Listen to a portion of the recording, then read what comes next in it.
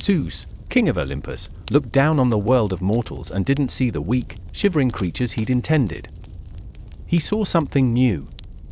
In their settlements, he saw the glint of fire, a spark of defiance that had been stolen from the gods themselves. This wasn't just a gift, it was a betrayal. And the titan responsible, Prometheus, would be made into an eternal example of what happens when you challenge a god. So what drove this titan to risk everything for a fragile new species? And why was his punishment so uniquely brutal, even for the gods?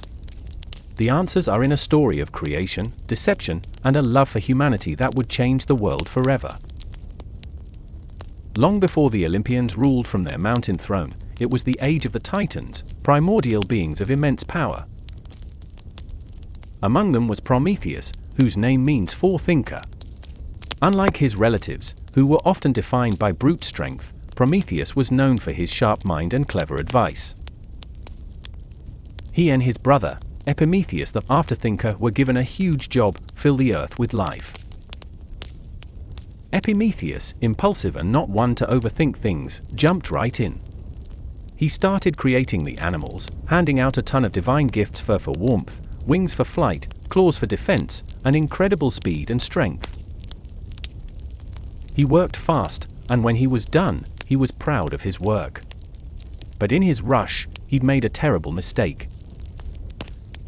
Now it was Prometheus's turn. He took clay and water and carefully molded a new being in the noble image of the gods themselves. He made them stand upright, their gaze aimed not at the ground, but toward the heavens. Athena, the goddess of wisdom, was so impressed that she breathed life into these clay figures, and the first humans were born. But when Prometheus went to Epimetheus to get a divine gift for their survival, the news was devastating. There was nothing left. Epimetheus had given everything away. Humanity was left naked, defenseless, and shivering in a world full of creatures far better equipped to survive. Seeing his creation so vulnerable, Prometheus was filled with compassion.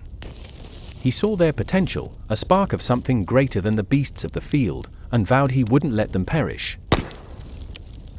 He would become their champion, even if it meant defying the most powerful god in the cosmos. This decision put him on a collision course with Zeus and would seal his terrible fate.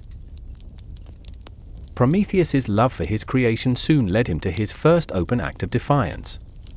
It was time to decide how mortals would honor the gods, and a great meeting was held at Mycone. A large bull was sacrificed to mark how offerings would be divided between gods and men. As the one in charge of the division, Prometheus saw a chance to help out the struggling humans he loved.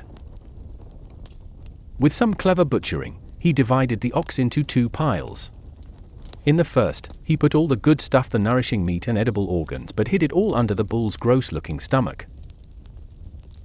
In the second pile, he gathered all the inedible bones. But he arranged them artfully and covered them with a glistening, tempting layer of rich fat.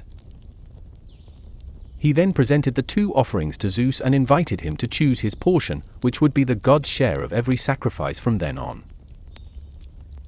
Zeus, whose wisdom was supposed to be absolute, looked at the 2 piles. Some stories say he saw right through the trick but chose the bones anyway, just so he'd have an excuse to punish mankind. Other versions say he was genuinely fooled. Either way, he reached out and chose the pile that gleamed with fat. When he discovered the worthless bones underneath, his embarrassment quickly turned to cold fury. He had been tricked in front of everyone. As a result of this trick, Zeus declared his punishment. He wouldn't touch Prometheus, not yet.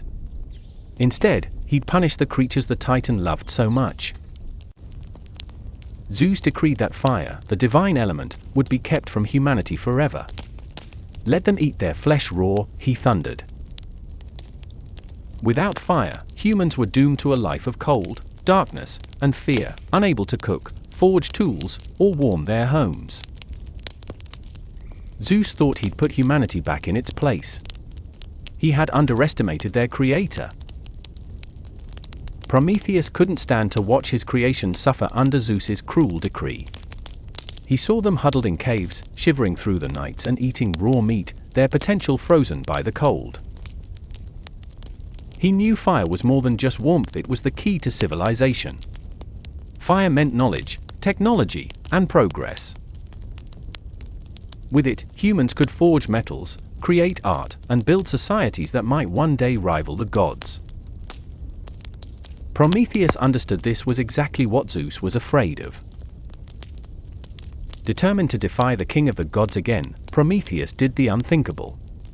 He traveled to Olympus, the sacred home of the gods.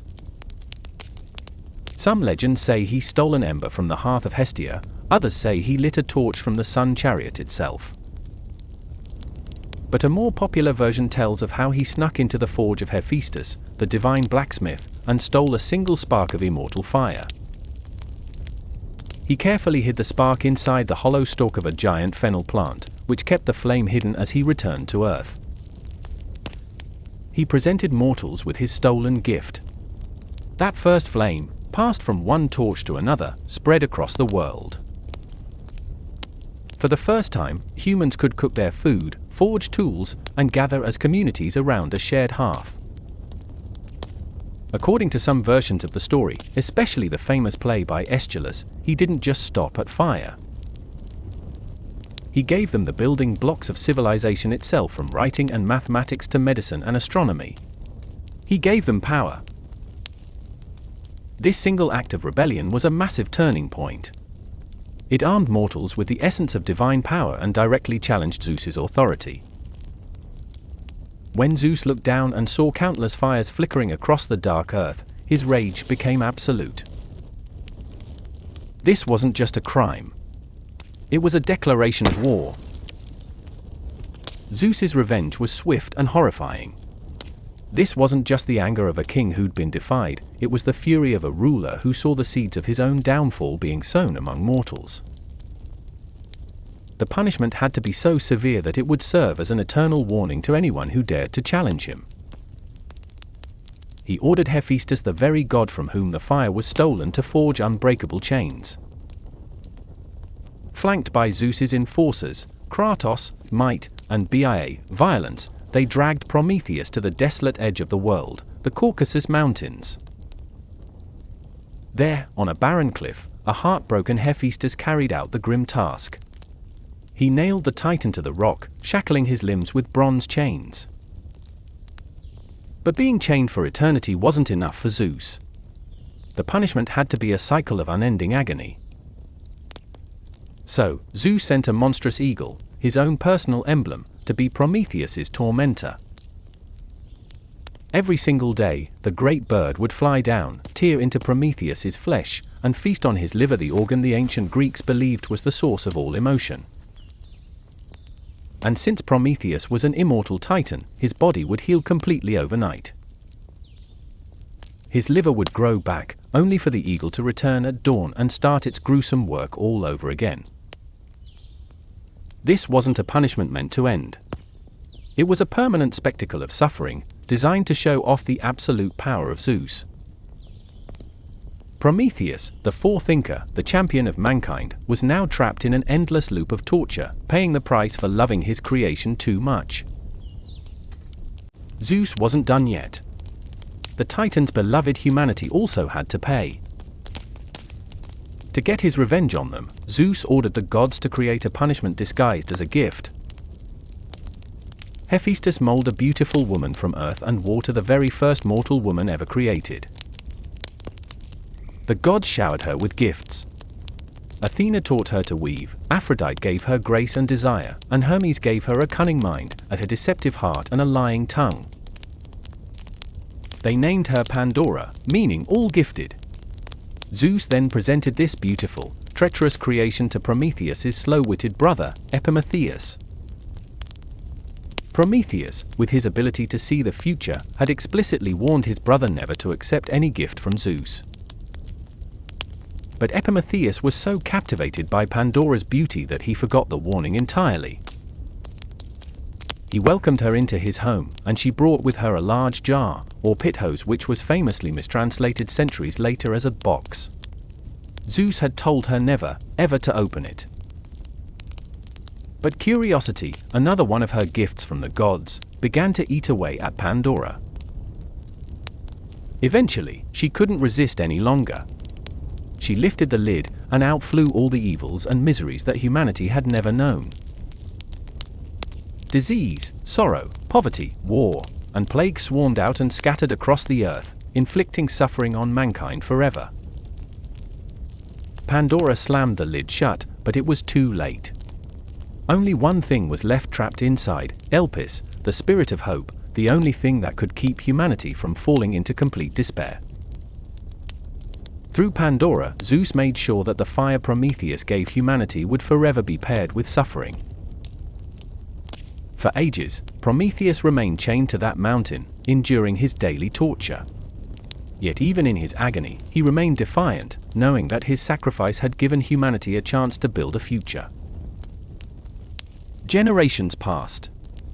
Civilizations rose and fell, all of them powered by the flame he had gifted them. And then, a new hero emerged, Heracles, the mighty son of Zeus himself. While on his 12 labors, Heracles stumbled upon the tormented Titan. Moved by his suffering, and with Zeus's eventual permission, Heracles drew his bow and shot the eagle out of the sky. He then shattered the unbreakable chains, finally freeing the champion of humanity. So why did Zeus allow it? Some say it was to let his son, Heracles, gain even more fame. Others claim Prometheus held a crucial secret, a prophecy that a certain union would produce a son who would one day overthrow Zeus, just as Zeus had overthrown his own father. By freeing him, Zeus learned the secret and secured his throne. As a permanent reminder of his punishment, Prometheus was made to wear a ring forged from one of his chains. Freed from his torment, Prometheus's legacy was sealed. He is one of the most powerful symbols in mythology, a figure of rebellion against tyranny, of sacrifice for the greater good, and of the relentless pursuit of knowledge. His story is a timeless reminder that progress often comes at a great price and that the spark of defiance, once lit, can never truly be put out. What do you think? Was Prometheus a reckless traitor or a noble hero? Let us know your thoughts in the comments below. And if you enjoy diving into the great myths and ancient tales, be sure to like this video, share it with fellow mythology fans, and subscribe for more stories from the age of gods and monsters.